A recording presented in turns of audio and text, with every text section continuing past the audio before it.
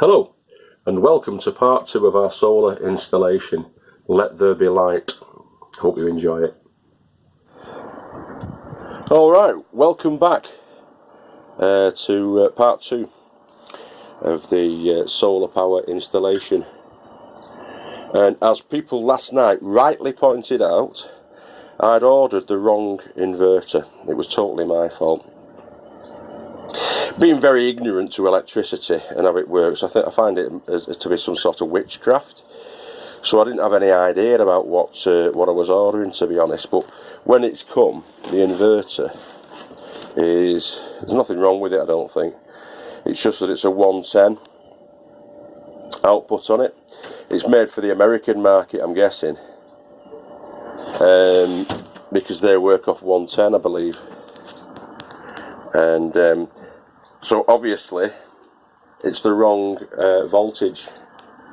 That one isn't though. That one definitely goes to 240. But that's mixed. You've got power outlets there. You've got that one standard socket, 240 outlets. You've got the DC 12 volt at the top there, and you've also got 14 outputs. 4 outputs. I'll turn it that way. 4 outputs for your USB, charging your phones, all of that kind of thing. So that's all fine and dandy. Now up there where we've got the solar charge controller running off from that, we've took a load feed, took a load off from that.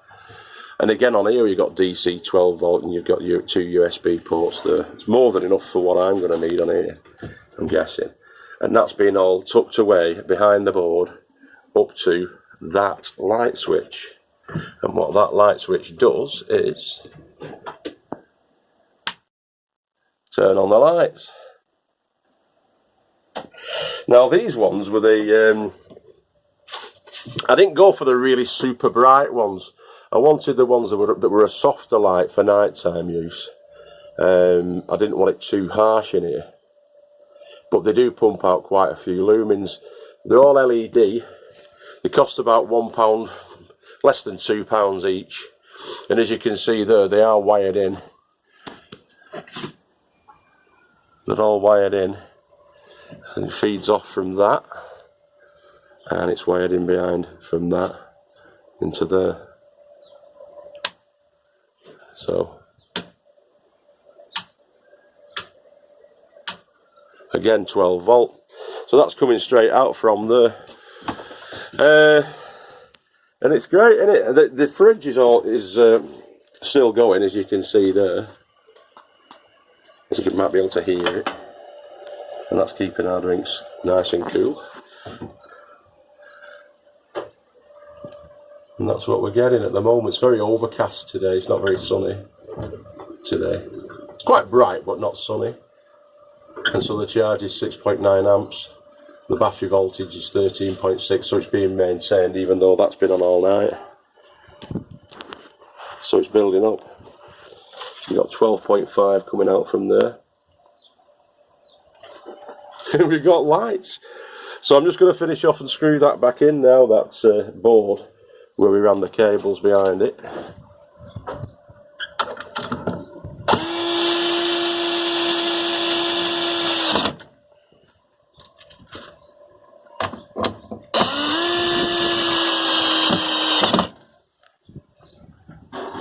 Job's a good one.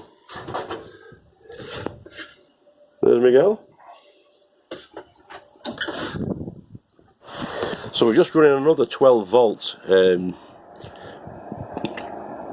from there to the external. Now this is an external socket for the 12 volt, and you can just plug into there and run 12 volt devices externally, running off a cable. I've got a sump pump which is here, which we're going to have to figure out. That can be dropped into the water tanks that we've got. On Tony O'Neill's, he drops it into a what are they called? Hang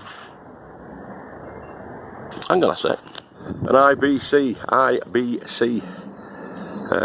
container tank, big square one, metal frame around it, and he drops that into the water and can spray up,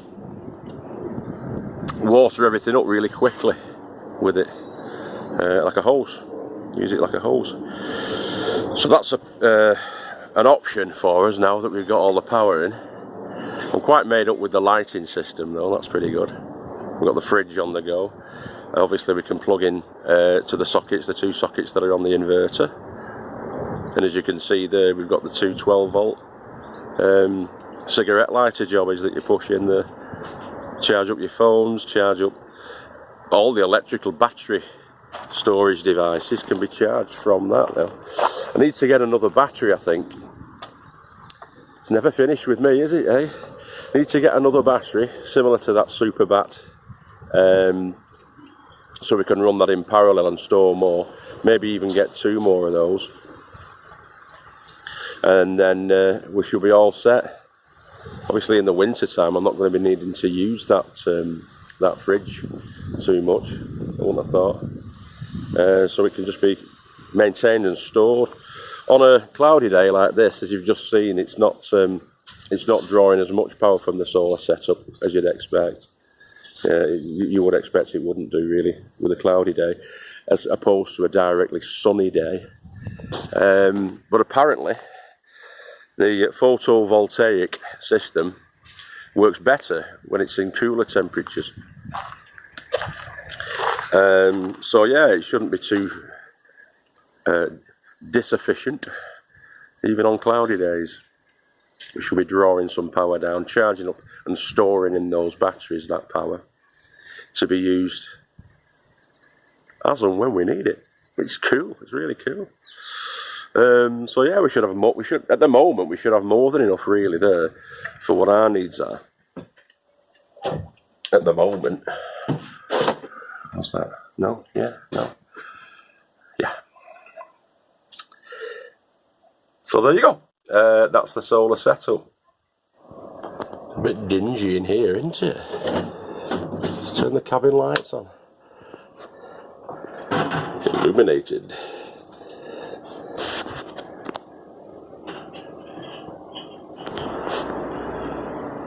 Let there be light. Cool. Catch you all later. Bye now. Okay. Hope you enjoyed that. And if you want to see the whole thing from start to finish, then stay tuned this weekend, because I'll probably be putting that up as one long video, probably about 35-minute video of us doing the installation from start to finish. Got to get some extra cable now for that sump pump, but yeah, sorted. See you later. Have a great week. Bye now.